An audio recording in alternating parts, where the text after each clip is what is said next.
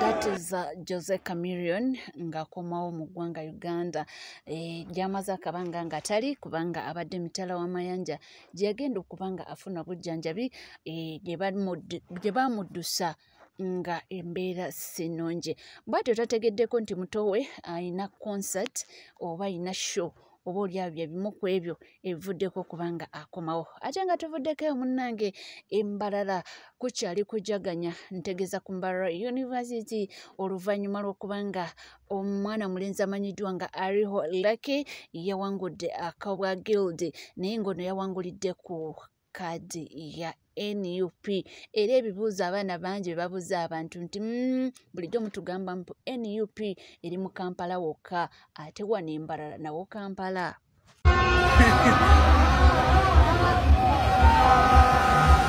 They want to relate. Kino tebagenda kikkiriza naye ng'era kituufu.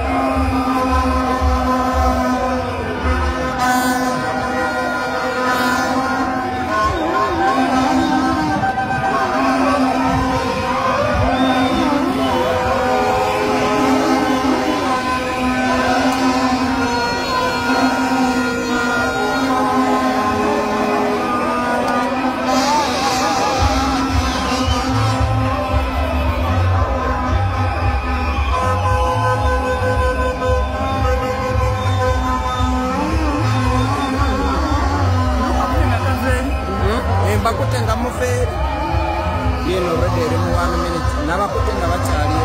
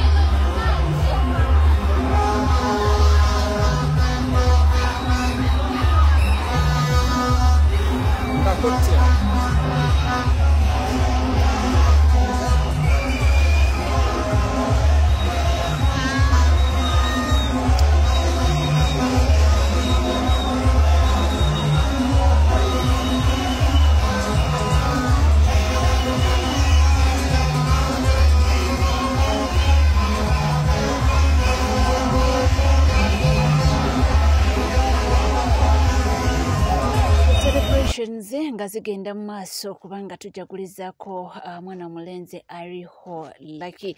Era nga nkugambye nti abavuka bagambye kati wano tugambe nawo Kampala nti bulijjo mutugamba nti NUP eri mu Kampala wokka. Babano. This is Mbarara, I mean Ankole Western region.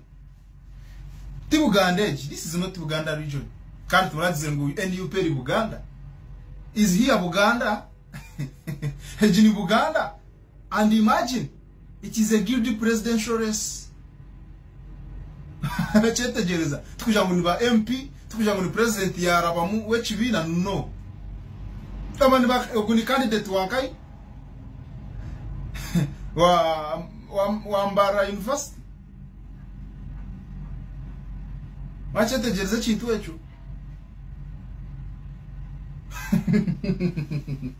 And by the way, in actual sense, NRM tiakule nefuna na 21%. Kanda akaruruka ka Uganda ka free and fair election.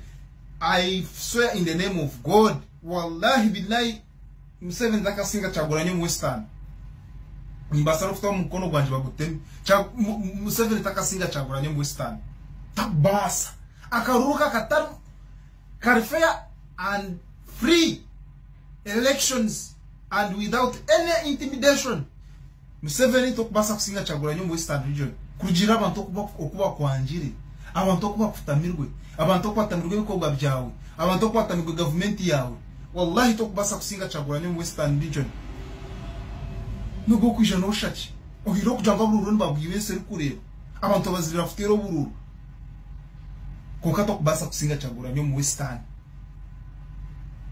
basa kuba hecho no kubaho nabusha Kyagulanyi iramani minjo mu Western kandi turi ready 2026 just wait, it's not far. Next year yeah, so I congratulate you, our new guild president. Must we were singura Karuru. We are proud of you. Kandi president atukunda no tukunda. Kandi president yabakura no kubakura abantu ba ankore. Come 2026 we are coming for you. Tuna tutera Karuru peacefully orugombo teje cyose naho ensinga tozitegek. Nze nkugambye nti bajja kukkiriza mpola bajja kukkiriza era omwana ababuuziza ekibuuzo. Is this Buganda region oba ankole? Musajja gwe nawe mukazi gwandaba obadde okimanyi nti embalala eri mu ba Westerner yenkugamba obadde okimanyi nti naalidde obwa guild president wa NUP alidde obwa guild president ebintu byatabuse ddakati bw'oba obadde okyali mu muzannyo alidde obwa guild president eri mu Western ngamba embalala wa NUP ntegeeza National Unity Platform ekibiina ekya President Robert Kyagulanyi Ssentamu owakanamu bintu byatabuse dda baganda bange ebintu bya ddala Kawoya jangu banyonyole Kawoya uyo neka abanyonyole 26 kaliro NUP yawangudde obwa guild president Embalala University bintu bya ddala Kawoya jangu obongero batangaza bayinza okugamba munayi 2561 alimba ebintu bya ddala guild president w'Embalala wa NUP. Yasinga tuvuddeko ye Honorable Francis Zake avuddeyo ku nsonga ez'obukadde 10. Buno obukadde 10 bukute wansi ne waggulu babwegabira juzi waneeno tuwulire agamba ki. Alidde kuba benale mbeganye nabo befula abegaana. Kati nabo basayininge. Ibwo banga bente yalidde basayininge. Mbona ko wenale mwena na sayininga. List ya mweno tesosola NRM ba opposition. Bonna basayininge naba independent kwe bali abasayininze. Neteri wenale masola kusayininga. Kuba bazegaana bagamba tewali sente zagabiddwa. Era wo omuntu wa opposition inanga akugati wali sente yagabiddwa. Omanyo yoyo mukubaziridde. Nze nkuwe ebyokulabirako mugenda mwabagala okumanya baani abalidde sente womanyira.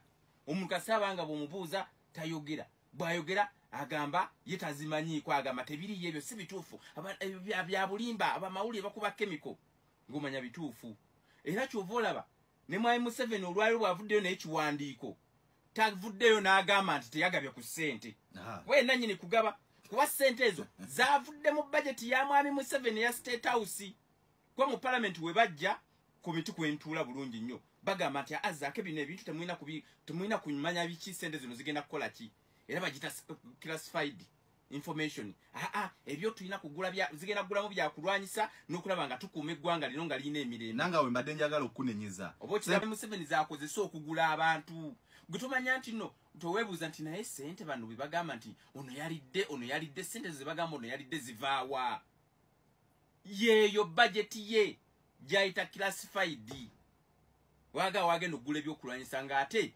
ebyokulwanyisa wano olwedde alinawo ekkolero olede yeyekolera emmundu yekolera amasasi yekolera tiya gasi yekolera buli kimu wano kati buli kimu akimanufacturinga wano ebyokulwanyisa yabiguze tewabirabye mu parliament kati dowozira parliament kati mu mbeera eyo njagala okubuulira yasasudde kikyamu nnyo era tukivumirira ekintu ky'okugulirira ababaka ba parliament kubanga obanga olinnyiridde ekintu kye bayita demokrasiya kubanga mu parliament tulina kujja ne tuteesa ku nsonga nga tewaliiwo mbeera yonna gye weekubidde tulina kujja kuteeseza abantu bannayuganda kati gwe bojja n'oleeta ssente ezo kiba kitegeeza olinnyiridde eddembe erisookera ddala ery'abannayuganda kubanga ezo ssente z'abannayuganda zoli mu kwonona ekyokubiri obeera okoze ekintu ekikyamu ddala okulabanga oteekawo embeera okulabanga parliament yeetengeredde kuba executive ne registre kyabina okubanga byetengeredde kati bye bintu bye tuvumirira ne sekuvumirira yenna kuba biri mu kuweebula ssente y'abannayuganda kubanga kasita otendeko okuyiwa omusimbi omungi mu bantu kiba kitegeeza embeera egenda kujjawo eya credit crunch singa tuvuddeko munnange ensonga za Churchill zikyalanda era mukulu Fred Kajubirumbu yavuddeyo ng'awanda muliro bibino Churchill sentamu woddiramu n'okolaga dibenga lye statement against the will of the people and the struggle against your uncle leadership. Statement gy'okoze mu video esembyeyo olwaliro ng'okola press conference ebaddemu ekyabadde kirireetedde ku kye nayogedde jjo ogambye nti oli wiringi okugenda mu maaso n'okuweereza abantu singa bana bakulonze bakuwaliriza okujja okulondebwa ku office endala yonna already oyina office y'obwa guild president etwala omwaka mulamba tujja kuba tumaze okulonda kati office jogezaako okwogerawo jjukira jjo ku lwokuna nabagambye nti omwana baali bamutaddemu koodi naye ekyo si kyekikulu wabula ndi wano okutegeeza mukulu Churchill ne taatawo slight bogus statement against national platform and our president Robert Kyagulanyi Ssentamu mujja kukola lwaki embwa teseka tesinika mannyo etega matege ompulya bulungi nnyo gwe Churchill mama wo sokowuli taatawo n'omulala gw'omanyi nze okuba tumanyi nja batekama wantwala gwe nyoko kitaawo gw'oyita kitaawo ne kitaawo abantu aba nja bateeka mu layini nze sitta kibe nga sina kikene nyandusu Churchill kano ka video bakakuwe woddamu n'okola bogus statement against the will of people n'okola bogus statement will of the people nkugambye nja kulumba ne nja kukwatira mu categories z'abantu bana nyoko sokowuli kitaawo ne kitaawo naawe nkubuulira ekyagaana emba okuseka ng'etega amannyo ojja kitegeera yensonga lwaki naddagabe bantu bakuleke tebattakibe nga bateeka nakikene nyandusu ebyange ndyogera kate ng'amuusa zaagula essiyani awo tuvuddewo mpulidde ate kusinziira ku mawulire agaliwo mbu ojja kubiwulirawo nga boogera nti omwana we bamuma kaadi yagenda ewaka n'atuuza daddi we ku round table mbu taata n'akwata essimu n'akubira headmaster wa St. Julian jjukira St. Julian omwana ono gye yamalira gye yasomera A-level era gye yamalira okuba nga joininga university esitole empanvu kankutwaleyo naye tuwulire mawulire agatambula umalu sinnagakakasa ekyo kati buli omu abeerewo ng'akimanyi sinnagakakasa gagamba omwana bwe bamumma kaadi because mutuuka wali mu kasengejja ne bakugamba bulaza by'otunnyonnyodde oyinza obutatukolera bwe bamumma kaadi omwana oyo yadda ewaka n'ayogera ne muzeeyi we y'omu ku baakubira mwami Sserunjogi owa St. Juliana amasomero ga St. Juliana amuyambisa akasente mutabani we agende mu campaigns ng'endagaano omwana bw'atwala obwa guild president omwana w'oli owa St. Juliana muwala we yabeera vice bwe kiri oba si bwe kiri mutuyambe kati muwala wa St. Juliana siye vice mujje mutunnyonnyolemu siye vice wono mujje mutunnyonnyolemu mu abali tekiniko siye vice owa NRM awedde emirimu era mu akasente eyo gye kaava kakati omusajja ono yatugamba ebbanga lyonna abasajja bankuba ne banjuza ebigere mutabani we yawangula ate tetwamulaba bw'abeteggera ebigere byayulika bitya yagala tumanyira ggwe ebigere byatubuzinjulika kuba mutabani wewe yawangula yamulaga nti amuyozayoza ekisooka kya byonna banna ebino ebintu njagala tubirabe direct tekwefuula nnyo mugezi mbu olina byolowooza omanyi muyina engeri gye mwefuula nnyo ne mutakula obutwe bwammwe bulikobwabagezi tokoya bwongo tokoya bwongo kubala ali bwanti omwana mutunyonyola nti omwana si waffe yali akimaki ku kaadi yaffe kuba amateeka gakiyambika bulungi nti kasita mugenda abacandidates basatu oba bano oba bataano oba 10 omu n'abasinga mumudda mabega kumupushinga tusigaze ekifo kyeyakola ensonga za Churchill zikyeyongera okuba nga ziranda era mu bigambo ebyo byonna nga bikyagenda mu maaso mwami avuddeyo n'agamba nti mwe byonna nga mubyogera naye njagala mbategeeza nti oba njagala bategeeza nti mwami Nyanzi yadde yava mu NRM naye yasigalamu Oruna NRM. Nyanzi no mutabani. Nyanzi, chairman Nyanzi. Nga chairman waffe yali wa NRM kamwocha okumale bange dene. Obwa NRM bo bati bukuvangamu. Mweba NRM abaddala stonji. Ojeeko mutabani wa Nyanzi kubeera mu kifaananyi. Ne President Museveni. President Museveni ye mukulu we Makerere. Naye chancellor gwaba atadeko abera vice we. Daso urangu vice chancellor. Ebyo tubitadde mabala. Singa Nyanzi oba chairman Nyanzi ayina obuyinza ngo owakunga yali asobola kukunga omwana n'awagira eyali akutte tiketi ya Nuupu Makerere otegere ekyo naye obuzibu butandikirawa waka olunaku omwana gwe yavaayo niyesimbawo nga wa independent kitegeeza ne byakola byonna liki ali independent. Njagala wano owulirizewo nnyo oyagala kungamba ngu family ya sentamu yonna ya Nuupu nedda mbuuza gwe oyagala kungamba family ya sentamu yonna ya Nuupu nedda owulira kati kunga nagikulira kyandibadde kyamagezi nnyo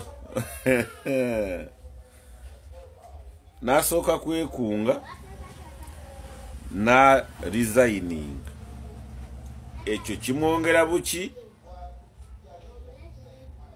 obunene naye kati gwe taata w'abaana nodda ku simu yo naawe n'olaajanira ku mawulire mwana wange vaayo resigning mabiki olina abatemu Nyanzi olimba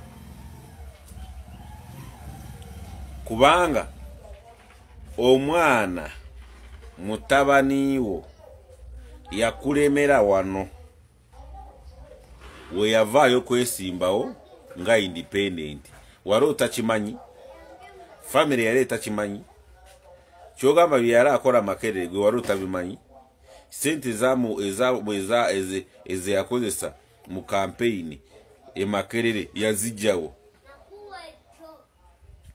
kyogamba abantu bebweru bategeera omwana wo okusinga nedda buli kimu okola ki okimanyi kati mujje n'okuwudiisa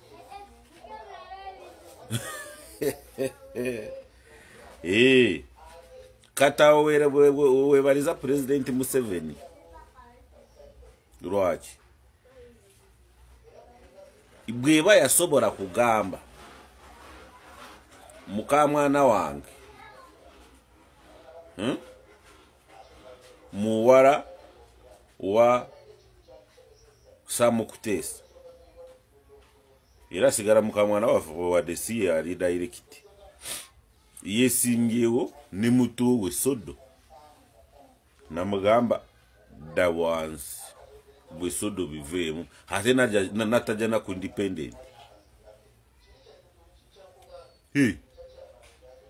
naye gwe mwana akulemi ya rabbi nze nabagamba dani bagamba mwenna akuwakanya beera waka kitegedde kati webereremu kubanga chairman Nyanzi waffe wa NRM waffe so tuli ku NCK TV nkugamba bugambye nti munange obanga tuna subscribinga kekade subscribinga ringinga that notification bell sharinga likinga ebisigadde nja kubanga ndikuwasigala naffe tova